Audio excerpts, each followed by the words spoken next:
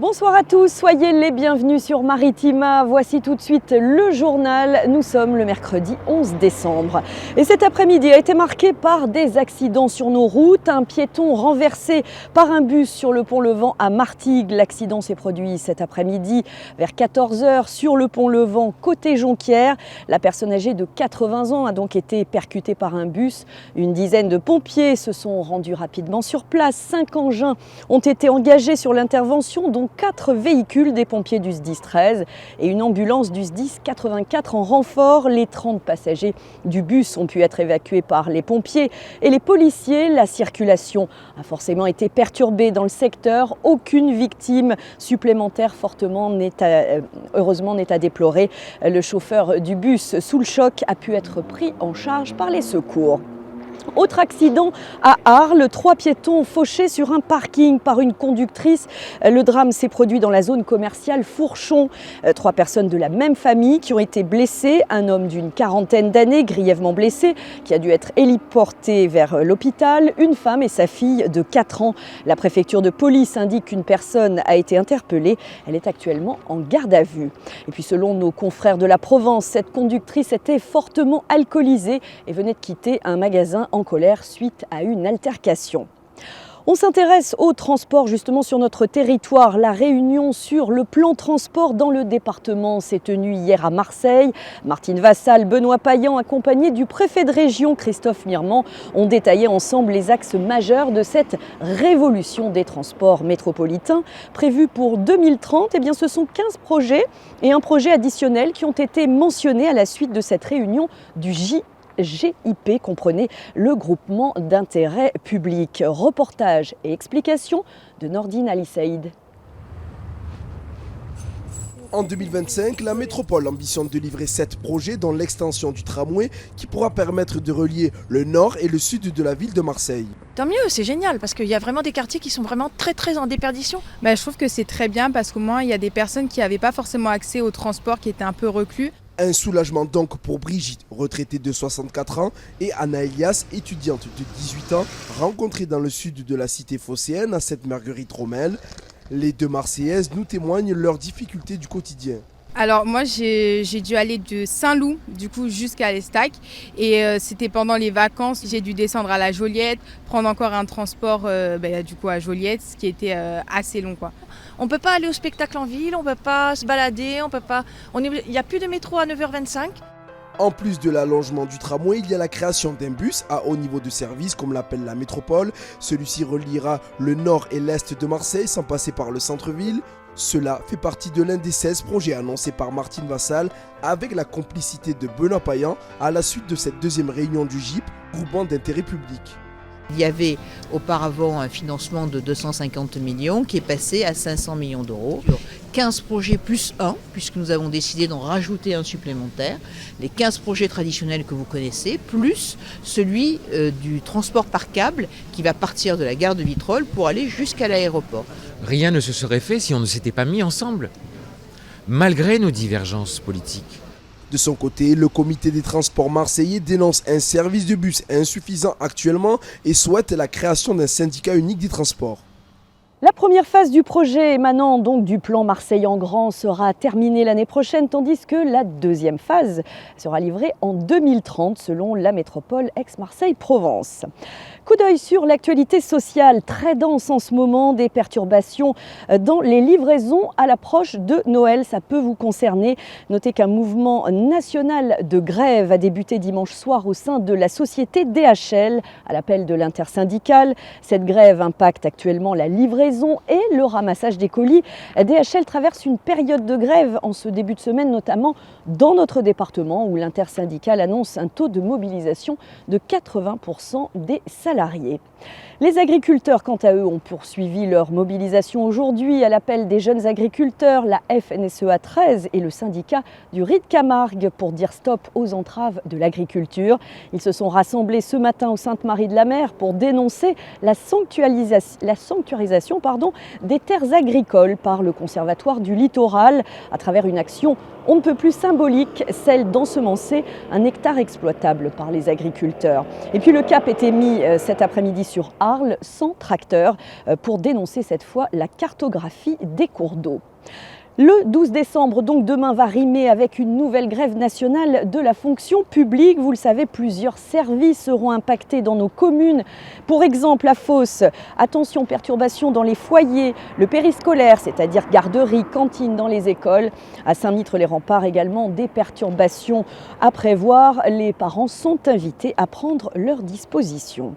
À la SNCF, le mouvement démarre ce soir. Seuls les syndicats CGT Cheminots et Sudrail maintiennent cet appel à la mobilisation. Leurs revendications concernent l'avenir des cheminots du fret et du TER transférés dans les filiales d'ici le 1er janvier. Chez nous, le trafic TER-ZOO sera donc légèrement perturbé. À compter de ce soir 19h, en moyenne, comptez 8 trains sur 10. En revanche, trafic normal pour tous les TGV. Allez, on poursuit ce journal à Marignane où le permis de louer entre en vigueur. Depuis le 1er décembre, la municipalité a rejoint le dispositif de la métropole. L'objectif, c'est de vérifier l'état de certains logements pour s'assurer qu'ils soient décents et ainsi délivrer aux propriétaires un permis de louer. À Port-de-Bouc, ça existe depuis plus de 5 ans dans un programme plus global et ça fait ses preuves. La première adjointe chargée de l'habitat, Rosalba Serboni, répond à Joe Temple. On a été, je pense, dans les premières communes à mettre en place le système et ce n'était pas encore une compétence métropolitaine à l'époque. On s'est rendu compte qu'en fait, on avait des secteurs qui étaient un peu dégradés.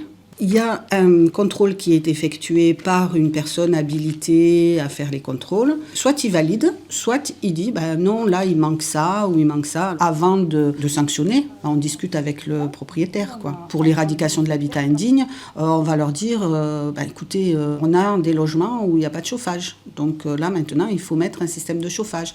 Il n'y a pas de VMC, il faut mettre la VMC. Il y a le chauffe-eau, il ne fonctionne pas, il dysfonctionne depuis je ne sais pas combien de temps. Là, il faut réparer le chauffe-eau. Voilà, on leur fait des injonctions pour qu'ils améliorent leur logement. Et je pense que ça, de ce côté-là, on a fait d'énormes progrès. Et le fait d'avoir le permis de louer, c'est vrai que c'est peut-être un peu contraignant pour les propriétaires, mais effectivement, ça rassure les locataires, Depuis 2021 à Port-de-Bouc, sachez que 96 dossiers ont été déposés, 56 ont eu le permis de louer directement, 34 sous condition pour seulement 6 refusés, dont une seule sanction. À la page politique nationale, les discussions vont bon train. Elles se poursuivent pour trouver un accord ouvrant la voie à la formation du nouveau gouvernement. C'était Conseil des ministres ce matin dans la capitale. Maude Brejon, la porte-parole du gouvernement démissionnaire, a déclaré, je cite, « Il n'y a actuellement pas de socle plus large que celui qui est en place aujourd'hui ». Rappelons qu'Emmanuel Macron souhaite nommer le successeur de Michel Barnier d'ici à demain. François Bayrou fait figure de favori. Toute dissolution de l'Assemblée nationale est exclue avant 2027.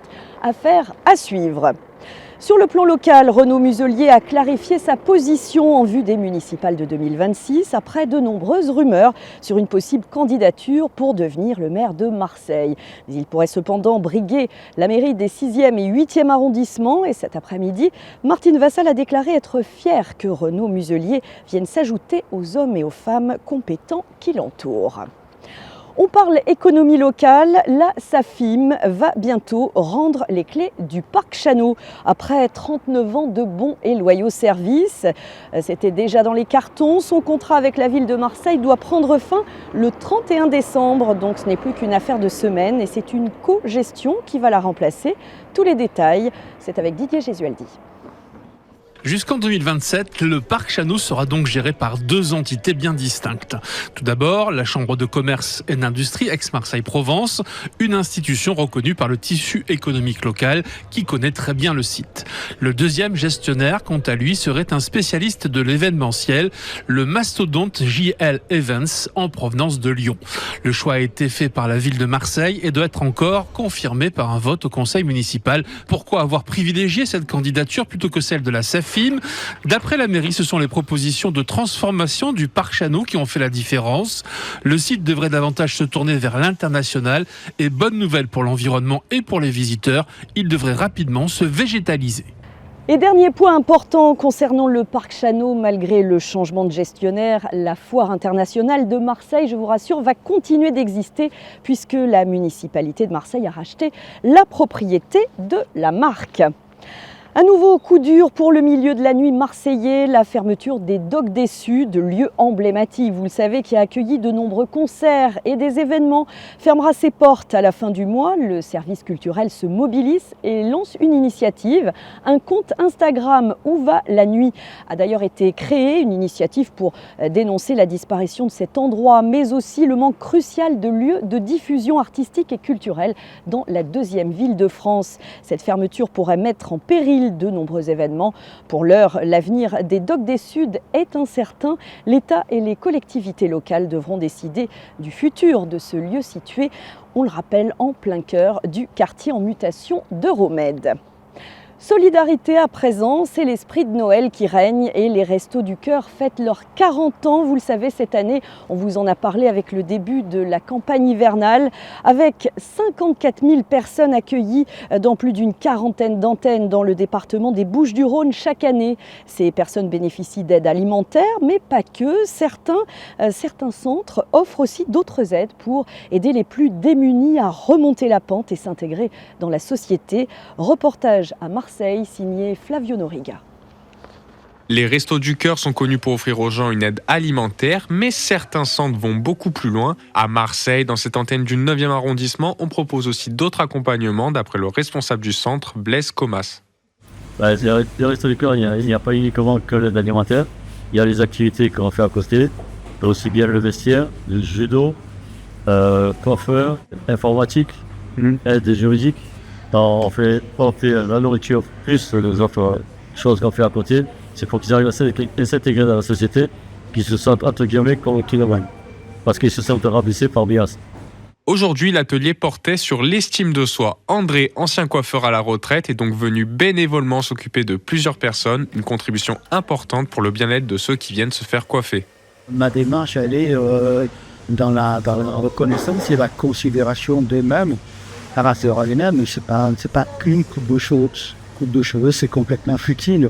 Par contre, regarder dans la glace, quand je les emmène, regarder dans leurs glaces et voir leur sourire, de se dire enfin je suis beau ou je suis belle, et c'est grandiose. Plusieurs centres offrent divers types d'ateliers et d'accompagnements. Pour en savoir plus, rendez-vous sur le site des Restos du Cœur des Bouches-du-Rhône. On passe au sport et au football. La DNCG ne prend pas de mesures contre l'Olympique de Marseille. Les dirigeants marseillais étaient auditionnés hier par le gendarme financier du foot français. La DNCG n'a pris donc aucune mesure à l'encontre de l'OM qui pourra donc recruter en toute sérénité. Ça sent bon pour le mercato. À noter que la DNCG a pris la décision d'un encadrement de la masse salariale pour le club de Marignane-Gignac-Côte-Bleue. Coupe de France de handball, les Istréens n'ont pas fait le poids. Une belle affiche pourtant, mais pas d'exploit hier soir à la Halle Polyvalente. Les handballeurs d'Istres ont logiquement été éliminés par Nantes en 8e de finale de cette Coupe de France. Mais le spectacle a été au rendez-vous avec ce score fleuve de 39-44. Les Aixois de leur côté poursuivent leur route en dominant les Franciliens de Tremblay 30-24. Les Istréens qui recevront justement les Aixois. Ce sera en championnat dimanche 22 décembre. Notez bien l'horaire. 18h45 à la Halle Polyvalente d'Istres. En attendant, le championnat se poursuit ce week-end. Déplacement en vue pour nos Istréens à Dunkerque samedi à 20h. On retrouve le sourire au Martigues Volleyball après l'opération chirurgicale de Lucas Soldner réalisée avec succès. On vous en parlait dans notre précédente édition. Le passeur du MVB, victime d'un AVC en plein échauffement samedi dernier avant la rencontre face à Ajaccio, remonte la pente. Le président du club martégal nous a fait savoir aujourd'hui que ses coéquipiers ont regagné quant à eux le moral au regard du dernier bulletin de santé de Lucas et on continue bien évidemment à lui souhaiter le meilleur rétablissement. Un navire en approche des terres port de Bouquaine, à quelques encablures d'ici, le Nao Trinidad, vaisseau amiral du célèbre navigateur Fernando de Magellan, va bientôt arriver à nous d'ici une quinzaine de jours. Selon l'Office de tourisme de Port-de-Bouc, qu'on salue au passage, le vaisseau amiral a quitté les États-Unis et devrait arriver le jeudi 26 décembre sur le port de plaisance Port-de-Bouquin. Il y fera escale jusqu'au 12 janvier pour le plus grand plaisir des petits et des grands. Visite prévue de 10h à 18h, gratuite pour les enfants de moins de 5 ans. Il sera possible d'acheter vos billets directement à bord. L'occasion, via la fondation Nao Victoria, de contribuer à l'entretien du navire, à la rémunération de l'équipage et puis au rayonnement de cette embarcation à travers le monde. Alors sachez que ce magnifique navire a conduit Magellan dans son premier tour du monde à voile de 1519 à 1522. Voilà, ça c'est bien pour apprendre l'histoire aux enfants, donc ça sera à partager en famille. Et puis, on le disait, Noël arrive à grands pas et les fêtes sont là à Martigues. J-1, coup d'envoi demain du marché de Noël à Jonquière jusqu'à la veille de Noël avec un beau programme d'animation qui sera d'ailleurs à partager jusqu'au 31 décembre. Les traditionnels kiosques animés dans l'île, ça c'est top.